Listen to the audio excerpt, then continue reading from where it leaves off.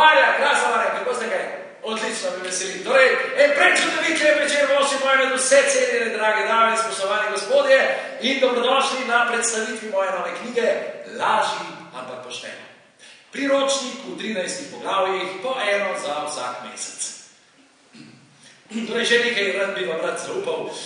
Moram se vam zahvaliti za potrpežljivost in razumevanje.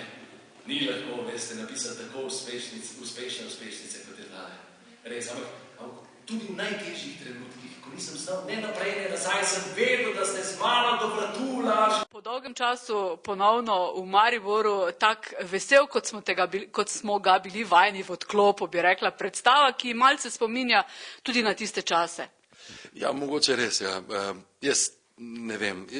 Jaz sam pri sebi moram priznati, da po tistem odklopu, po tistem tem velikem bumu sem si pravzaprav kar mal zaželil miru in je trajalo kar nekaj let, da sem tam mir dobil. Tisto je bilo zelo naporno, tako da sem se pravzaprav v resnici kar mal planirano umaknil.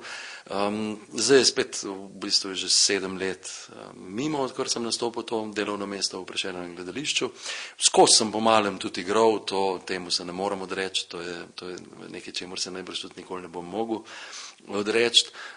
Zdaj, ko stvari nekaj gladko tečejo, ko nimamo nekih velikih načrtov v gledališču s kakšno prenovo ali pa čem podobnim, kar je pač zaenkrat padlo v vodo in me neke velike nove naloge tam ne čakajo, mislim, da si lahko privoščam tega malo več in predvsem pa to počnem z enim takim užitkom in veseljem, da ja. Zakaj prav ta monokomedija? To je bila priložnost. Jaz nekako v življenju ne delam kaj velik planov ali pa načrtov, ampak priložnosti, ki prihajajo mimo, pa nerad spustim. Včasih je že treba kaj pretehtati, kaj je bolj pomembno in velikrat, moram priznati, pretehta prosti čas, ki sem ga enkrat celo računal v denarju in enostavno, ko si je enkrat preobremenjen, je tistih par ur prostega časa ali pa teh par ur z družino, z otroki preveč vrednih, da bi res čist ves čas posvetil poklicu. Pa vendar ste oba ženo igralca. Ja, hvala Bogu, jaz mislim, da noben drug partner oziroma partnerka ne bi prenesla tega. Zato to je najbrž tudi zelo čustveno angažiran odnos do poklica. Jaz ne vem, če še kje drugje tako. Pa ne, da bi zdaj jamril, da je to kaj slabega, to je blazno lepo. Meni vsaj je to zelo lepo in imel sem vedno eno alternativo, lahko bi šel kadarkoli v drug poklic, zdaj že najbrž ne več, da je že predaleč to. Ampak tako da sem vedno pravzaprav ostajal v tem poklicu zaradi tega, ker mi je bil lep, ker me je na nek način ohranil pri življenju, bolj živahnega, kot bi bil sicer, tudi se mi zdi, da možgančki nekako drugače delajo, da več stvari lahko doživiš, domišljija je bolj, nekako moraš ostati bolj odprt, bolj otročji. No. Ampak zakaj potem najprej študij medicine? Ja, no, zaradi tega, ker sem bil mlajši, sem bil bolj resen, pol z leti sem pa postal bolj pameten. Pa kdaj to svoje znanje medicinsko še uporabljate? Ne, praktično nikoli, razen za prijatelje, ampak tudi njim vedno svetujem, da ne grejo raje k doktorju. To je prvi nasvet, zaradi tega, ker je moja medicina stara že koliko 25 let, ali pa več. Kaj pa, ko so otroci bolni? Ja, jaz samo takrat vem, da je treba poiskati zdravniško pomoč, da ga ni kaj zabiksati s kakšnimi domačimi zadevami, pa seveda kakšno stvar znam bolj prepoznati mogoče. Kot pa laiki, tudi kakšno stvar si znam boljš razložiti najbrž. Nisem vsega pozabil, mogoče se bolj soverenega počutim tudi kdaj pri teh stvareh, včasih pa tudi bolj preplašenega, ja. Kar nekaj otrok imate, kateri od otrok recimo ima igralske ambicije?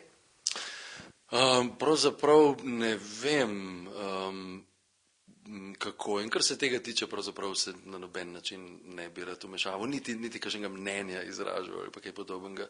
Kako si bojo življenje uredili, ne vem. Jaz vem, da sem jim pozitiven in negativen zgled in mislim, da je prav tako, naj sami poberajo tisto, kar je dobrega, pa tisto, kar je slabega, pustijo primer, tako kot sami presojajo. Kaj pa bi rekli sicer o igralskem poklicu na splošno v Sloveniji?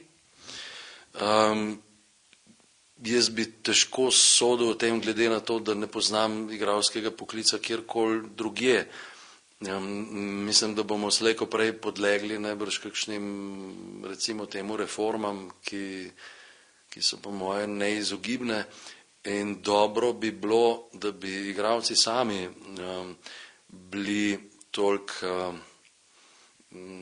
kako bi rekel, toliko odločni in hkrati toliko trdi v kakšnem pogajanju ali pa pri svojih zahtevah, da bi prehiteli politiko, ker nimam občutka, da bi politika imela kakšno veliko razumevanje za kulturo. Pravzaprav moram reči, da imam ves čas občutek, da se kulture noben ne loti samo zaradi tega, ker je to en relativno majhen strošek, ena relativno velika neznanka, za katero pravzaprav noben ne ve, kako bi se lahko odzvala, če bi to postal političen problem. Jaz mislim, da bi pred kakšnimi volitvami, če bi tej publiki zelo znani ljudem na očeh, javnosti na očeh, ljudje, ki jih imajo ljudje na splošno radi, se opredeljevali do politike, da to politikom ne bi bilo zelo pogodu in zelo všeč. Ampak nekoč ste tudi sami razmišljali o delovanju v politiki, ne?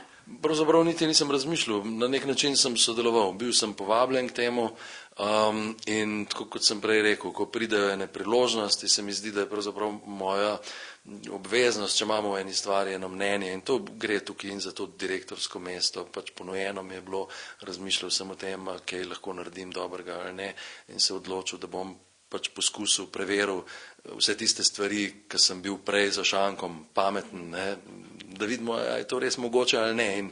In moram reči, da težko prenašam ljudi, ki niso pripravljeni sprejeti odgovornosti, pa zelo radi govorijo in so pametni za druge. Ne. Jaz tak nisem hotel biti in sem sprejel en izziv in drug izziv. Kar se politike tiče, niti ni politika našla mene, niti nisem jaz v politiki našel kakega zadovoljstva, tako da smo se dokaj mirno razšli. In par stvari sem se naučil, predvsem ta občutek ljudi, da se ne da nič vplivati, je zelo zgrešen. Res je, da kot posameznik lahko vplivaš samo, ker te eno majhno zrnce na tehtnici, ampak to ne pomeni, da to ni nič. In takoj, ko nas bo dost, na eni strani se ta tehtnica prevesi in to je mogočno vpliv in politiki so zelo, zelo odvisni od ljudi. Morda še, po čem si boste pravzaprav zapomnili letošnje leto? Sigurno po tej predstavi. To je zame. Jaz sem to začel študirati enkrat junija. Bila je priložnost, ki je preletela pred kakšnim letom, se mi zdi. Takrat smo se začeli pogovarjati o tem, bolj je kar nekaj časa trajalo, da je prišel prevod, mislim, da je enkrat spomladi. Sem začel prebirati, malo smo se dogovarjali, popravljali, krajšali, malo spreminjali na naše razmere. Tako da je v bistvu celo leto bilo s počitnicami vred nekako pod znakom laži. Ne?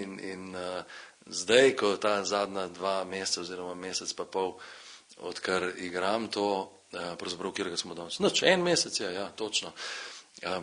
Moram reči, da mi je ljuba predstava, vedno bolj ljuba. Veseli me, da je tudi ljudem ljuba, tudi z ljudmi se nekako spoznavamo, ne. Vendarle je to predstava, ki je narejena za ljudi in jim tudi poskuša služiti. Zaradi tega ne mislim, da bi bila kaj bolj trivialna ali pa manj trivialna. Ampak tukaj imamo vsak svoje mnenje. Koliko še bo nastopal v tem letu? V tem letu mislim, da samo še 3, ker imam cel kup drugih predstav v gledališču. Pa med počitnicami se nekako ne obnese, 3, 4, ne vem, na pamet. Novo leto boste preživeli kje? V gledališču, mislim, ja, pravzaprav v gledališču. Najprej imamo oba predstavo, pol pa ne vem, bomo podaljšali do polnoči ali bomo šli domov, v glavnem kakšne počitnice niso planirane za novo leto.